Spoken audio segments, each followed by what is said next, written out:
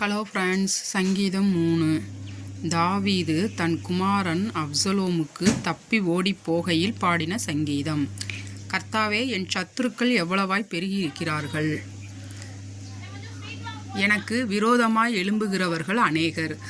தேவனிடத்தில் அவனுக்கு இரட்சிப்பு இல்லை என்று என் ஆத்துமாவை குறித்து சொல்லுகிறவர்கள் அநேகராயிருக்கிறார்கள். ஆனாலும் கர்த்தாவே, நீர் என் கேடகமும் என் மகிமையும் என் தலையை உயர்த்துகிறவருமாய் இருக்கிறீர். நான் கர்த்தரை நோக்கி சத்தமிட்டு கூப்பிட்டேன். அவர் தமது பரிசுத்த பர்வதத்திலிருந்து எனக்கு செவி கொடுத்தார். நான் படுத்து நித்திரை செய்தேன், விழித்து கொண்டேன். கர்த்தர் என்னை தாங்குகிறார்.